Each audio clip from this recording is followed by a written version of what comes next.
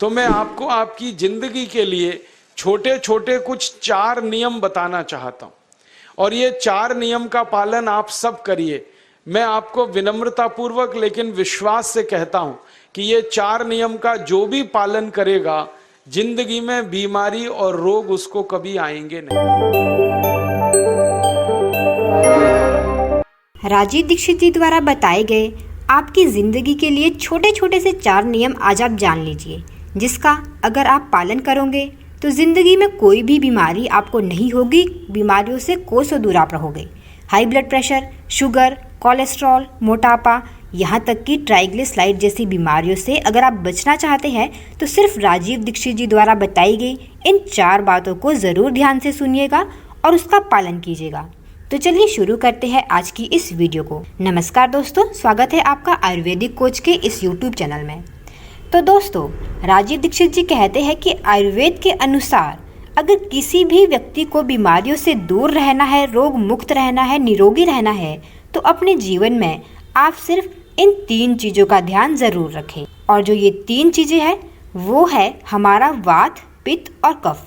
अगर हमारे शरीर में वात बिगड़ जाए तो कम से कम 80 बीमारियां हमारे शरीर में होने लगती है, और अगर पित्त बिगड़ जाता है तो कम से कम 50 बीमारियां हो जाती है, और अगर कफ बिगड़ जाए तो लगभग 28 बीमारियां हमारे शरीर में होती है।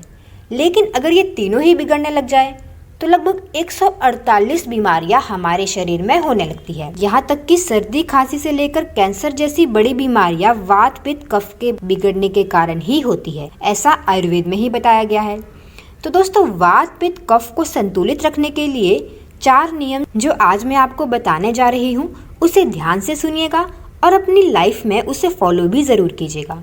तो चलिए शुरू करते हैं। तो जो पहला नियम है वो है कि खाना खाने के तुरंत बाद पानी नहीं पीना।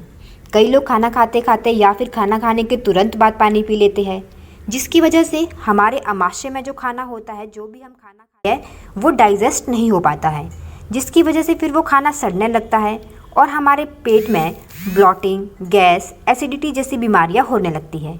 इसीलिए कहा जाता है कि खाना खाने के कम से कम 1 घंटे तक पानी नहीं पीना चाहिए।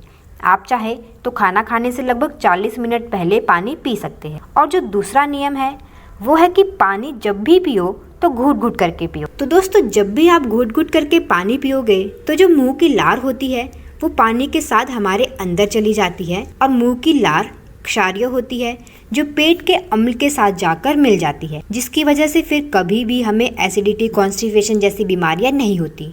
यहाँ तक कि इससे ब्लड सर्कुलेशन भी अच्छा बना रहता है। इसीलिए हमेशा हमें घूट घूट करके ही पानी पीना चाहिए।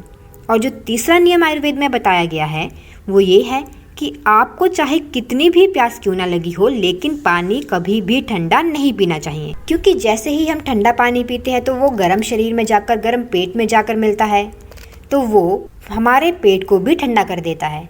और पेट के ठंडा होने के बाद फिर हमारा हृदय ठंडा होता है, और उसके बाद फिर हमारा दिमाग यानी कि मस्तिष्क ठंडा हो जाता है। और जब मस्तिष्क ठंडा होता है तो उसके साथ हमारा पूरा शरीर ही ठंडा होने लगता है। शायद आप सभी लोगों ने सुना भी होगा कि जैसे ही हमारा शरीर काफ़ी ठंडा पड़ जाता है तो घर वाले भी उस शरीर को उठाकर बाहर रख देते हैं। इसीलिए हमें कभी भी ठंडा पानी नहीं पीना चाहिए। और जब गर्मियों का मौसम होता है तो आप घड़े का पानी ही पिए। इसके साथ ही जो चौथा और आखिरी नियम आयुर्वेद में बताया गया है वो ये है कि सुबह उठते ही सबसे पहले पानी पीना चाहिए, क्योंकि सुबह पेट में एसिड की मात्रा बहुत ज़्यादा होती है। इसीलिए पेट में मुंह की लार का जाना आवश्यक होता है। इसीलिए सुबह उठते ही पानी पीना सबसे ज़्यादा ज़रूरी होता है।